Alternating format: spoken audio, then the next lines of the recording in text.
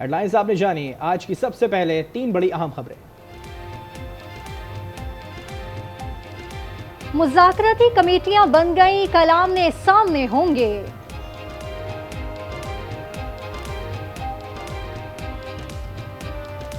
£190 million reference का फैसला अब कल नहीं सुनाया जाएगा।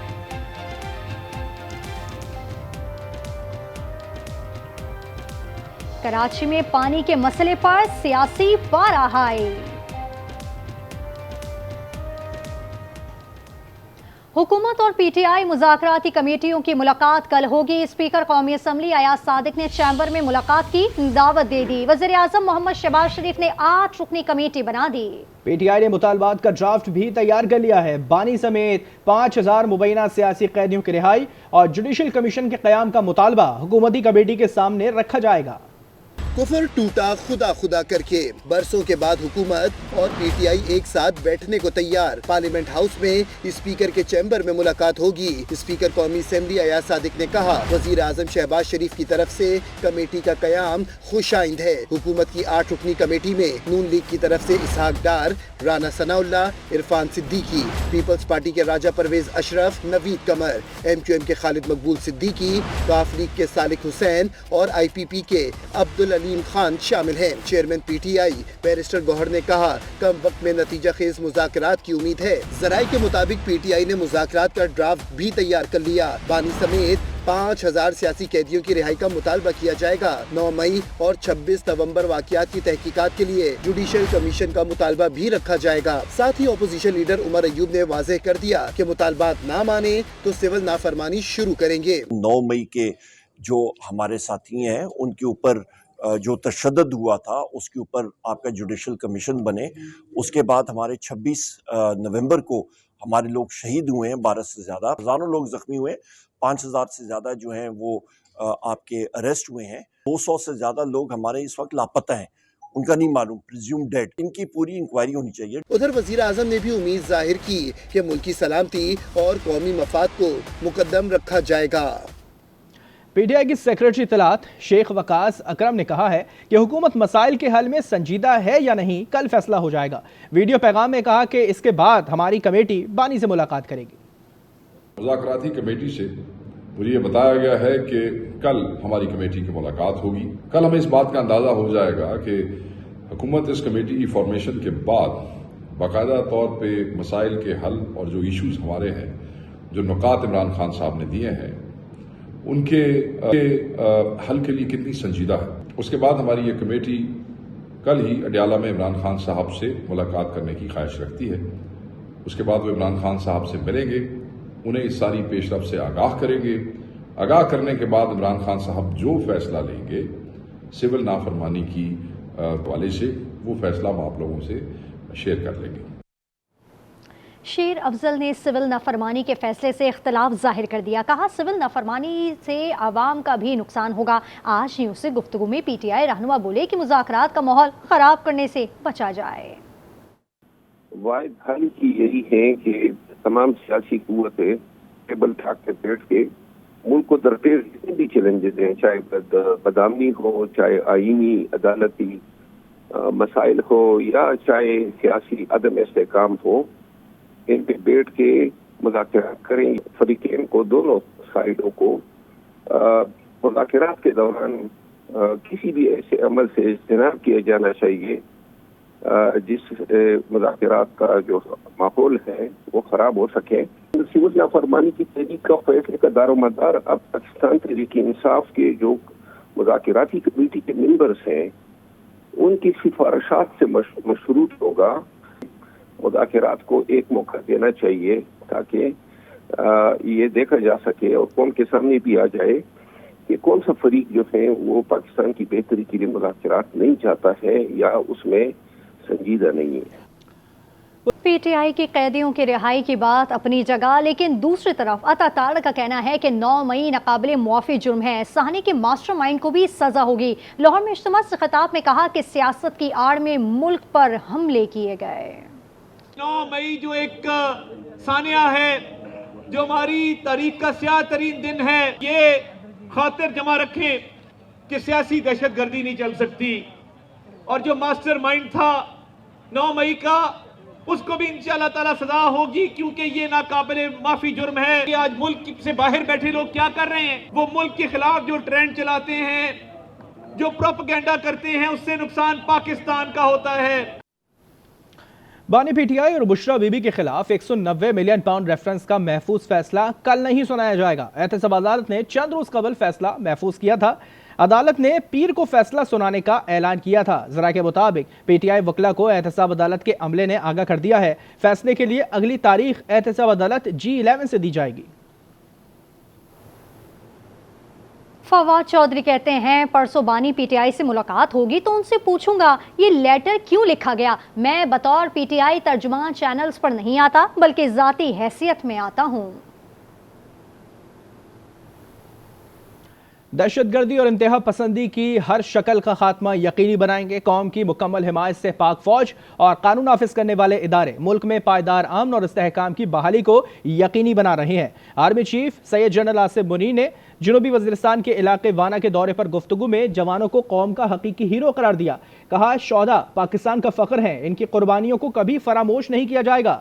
आर्मी चीफ ने फितना अल खारिज के खात्मे के लिए पाक फौज के अज़्म का भी अयादा किया।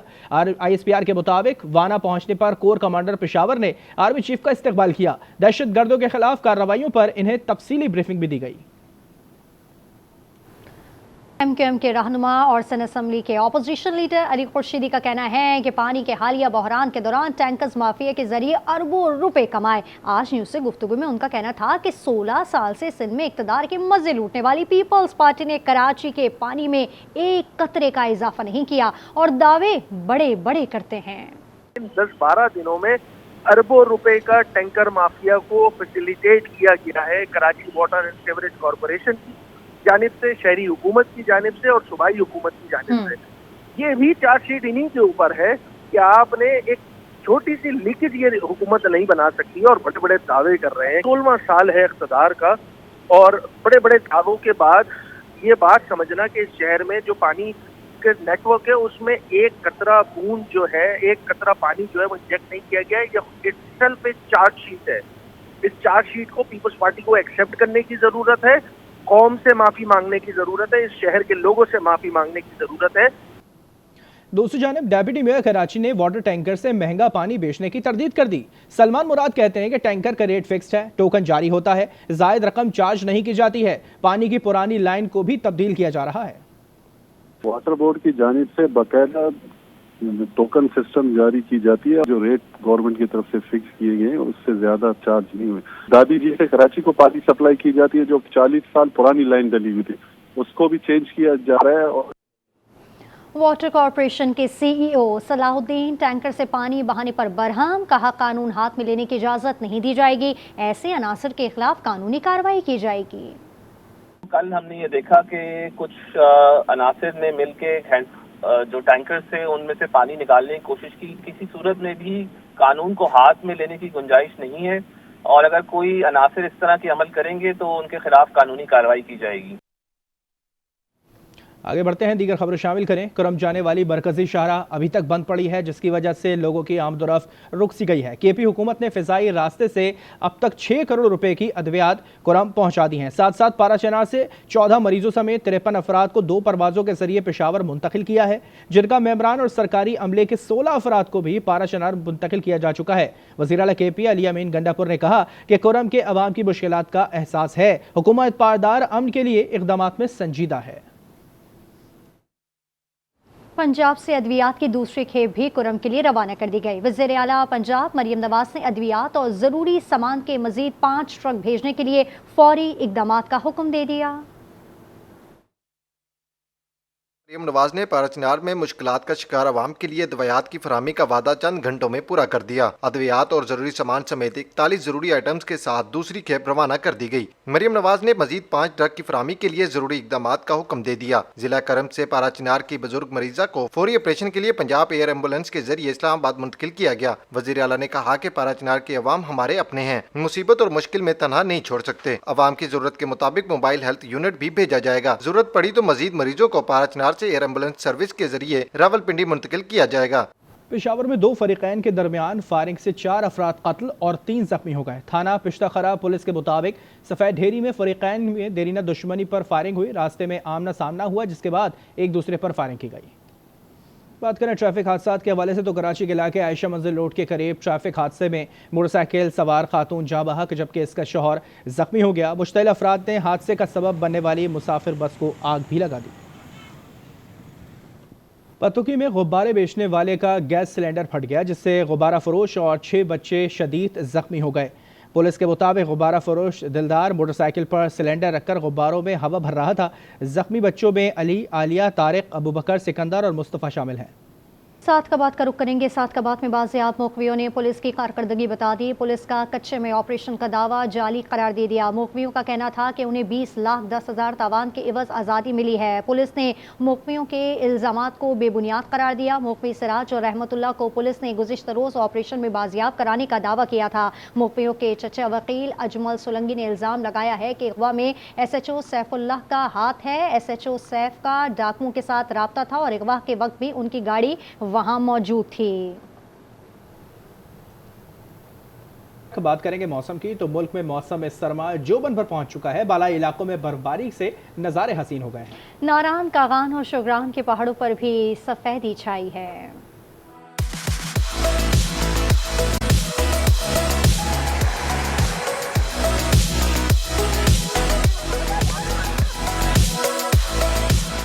बालाई इलाकों में बर्फबारी, नारान, कागान और शोगरान के पहाड़ बर्फ से ढक गए। मैदानी इलाकों से सयाहों की बड़ी तादाद इन इलाकों में बर्फ का नजारा करने पहुंची है।